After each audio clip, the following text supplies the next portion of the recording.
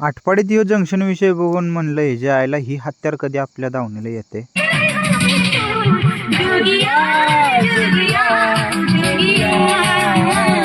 तर नमस्कार मंडळी, स्वागत आहे तुमचं पुन्हा एकदा आपल्या नवीन व्हिडिओमध्ये. या डबड्यामध्ये आपल्या भावानं जोगिया जोगिया गाणं लावून सकाळ सकाळीच आपली झोप खराब केली. आंघोळ करून इकडे येऊन बघते तर काय मम्मीने बनवली होती खीर. खिरीमध्ये तूप टाकलं आणि मस्तपैकी खायला सुरुवात केली. खीर तर एकदम क्वालिटी बनली होती.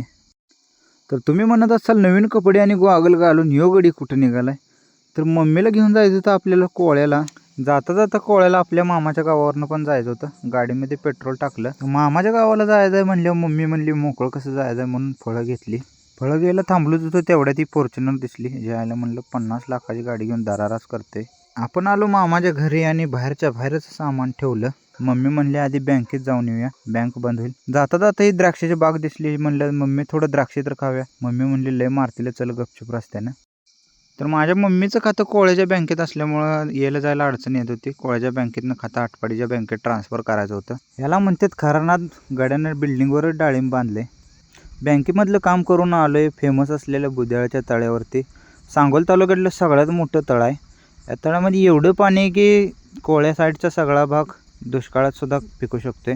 बुद्याळचं तर फिरून आलो आहे मामाच्या घरी. मामीनं सगळं जेवण वगैरे बनवलं होतं. मम्मीला म्हणलं मी सुका पाटलाचा रेकॉर्ड मोडणार आहे. तोपर्यंत तिकडून मामी म्हणली थोडं आम्हाला पण राहू द्या.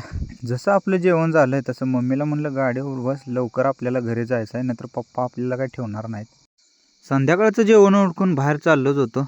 तेवढे डॉगेश भाई म्हणले मालक आमच्या पण पोटापाण्याचं काहीतरी बघा. म्हणलं धर बाबा खाऊन टाक. डॉगेश भाईला चपाती टाकून आपण चाललोय आपल्या व्हिडिओची एडिटिंग करायला. एडिटिंग करायला चाललो होतो तेवढ्यातच गट्ट्याचा फोन आला. गट्ट्या म्हणत होता लय दिवस झालं गावात दिसलं नाहीये की गावात स्टिंग पाहतो. आणि गावात आलो आणि बघतोय तर काय ह्यो गडी खरंच स्टिंग घेऊन आला होता. स्टिंग पिलो आणि मस्तपैकी निघून आलो आपलं एडिटिंग करायला. व्हिडिओ बनवायचं म्हणजे सोपं नाही, लय मेहनत आहे मित्रांनो. प्रत्येक ठिकाणी जाऊन व्हिडिओ बनवायचा आणि नंतर त्याला एडिटिंग करून ऑडिओ मॅच करून मग पूर्ण एक व्हिडिओ बनतोय. एवढ्या मेहनतीसाठी एक लाईक आणि एक फॉलो बनतोय मित्रांनो. व्हिडिओ इथपर्यंत बघताय म्हणल्यावर नक्कीच तुम्हाला आवडला असेल. भेटूया उद्याच्या व्हिडिओमध्ये. सगळ्यांना गुड नाईट.